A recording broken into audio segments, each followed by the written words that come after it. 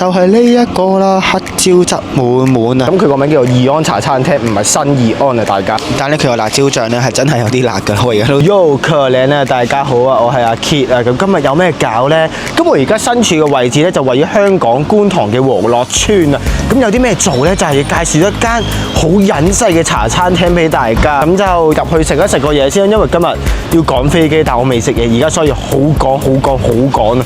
咁我就入去先啦喂。咁餐廳咧就係呢一間啦，咁佢個名叫做義安茶餐廳，唔係新義安啊，大家。咁我哋事不宜遲 ，Let's go！咁我就入咗去裡面啦。咁我老細咧，我同佢都幾熟噶啦，因為以前翻工遲到咧，都會喺度食個早餐之後再翻工啊，咁就有啲懷舊啊，其實係啦。咁就俾大家睇下個 menu 係咩咯。咁咧佢有啲三餸麵咧係全日供應嘅，咁就50蚊，跟住就有啲公仔麵啊、餐蛋麵嗰啲，跟住就有啲三文治啊、士多啊、奄列嗰啲，都係喺香港食到好平常嘅早餐，係啦。跟住佢都仲有啲早餐嘅，跟住就有啲飲品啦。咁其實呢度咧多數都係接呢一度嘅居民啊或者住客多嘅，咁就其實如果山客嘅話咧嚟食嘅話，我覺得係一個體驗啦，因為係一個好舊式嘅茶餐廳嘅感覺，咁就啲嘢食係不錯㗎。咁我自己就嗌咗一個係呢一個炸雞扒嘅公仔撈麵黑椒汁，呢個極度推介，非常之咁好食，真係超級好食，大家真係可以嚟試下。咁就當然唔少得有杯凍檸茶啦，走唔甩㗎啦，佢係我一生嘅寶貝嚟嘅。咁呢一間傳統嘅茶餐廳呢，佢有間特色嘅，咁係咩呢？佢就係每逢星期一都係會休息㗎。咁應該係我估係老闆應該有其他嘢要去做啦，或者應該有其他嘢要去忙嘅，咁就每個禮拜一都會休息嘅，咁就大家留意下啦。咁話咁快呢，我個嘢食就到咗啦，俾大家睇下先啦。就係呢一個啦，黑椒汁滿滿啊，菜都有啲啊，驚你屙唔到屎啊！跟住就公仔麵啦，咁我就事不宜遲啦。咁通常我自己嘅習慣呢，就會加啲辣椒汁先嘅，呢一羹，咁就落住一羹先啦。但佢個辣椒汁呢就好辣嘅，大家要睇住嘅，真心。唔夠我先再落啦，費事浪費食物咧。咁我就事不宜遲啦，啲特登啦。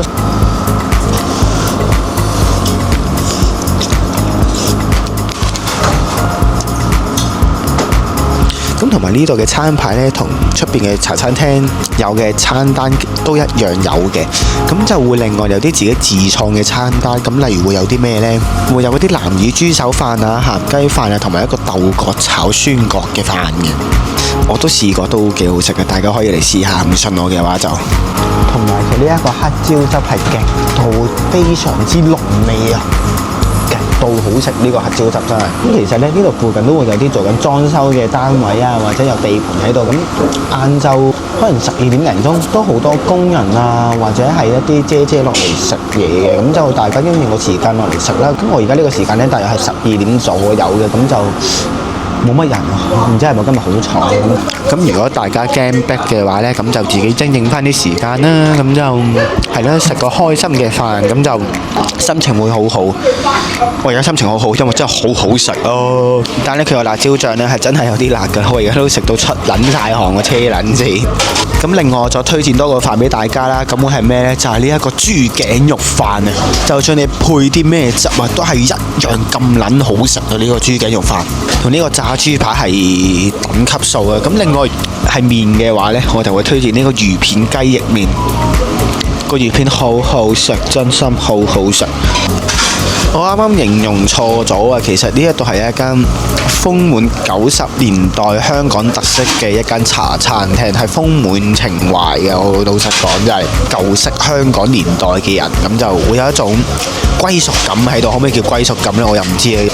咁其實我覺得個豬扒炸得幾好啊，因為你咬落去唔會太硬啊，又唔會太腍咁樣呢，咁就入口即咬即溶啊，咁就會啱你食麵嗰時一齊食埋，咁就個感覺係 very good 啊！咁呢，今日呢就唔講咁多，因為我等陣要趕飛機，我食埋呢度都要 call 車去機場嘅。咁你就食晒啦，去一去埋單先，費事阻住其他客人入嚟嗰陣先冇啊！咁出到去再同大家講啦。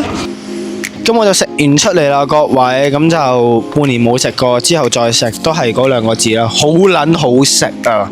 咁就頭先再同個老細吹咗兩句啦，咁就下次翻嚟就唔知幾時啦，咁就今次食咗就滿咗個願望先啦，係啦，咁就大家係可以嚟試下嘅，我係推薦嘅呢一間嘢係一間好平民嘅一間茶餐廳，但佢嘅種類呢係好多，大家嚟試下啦。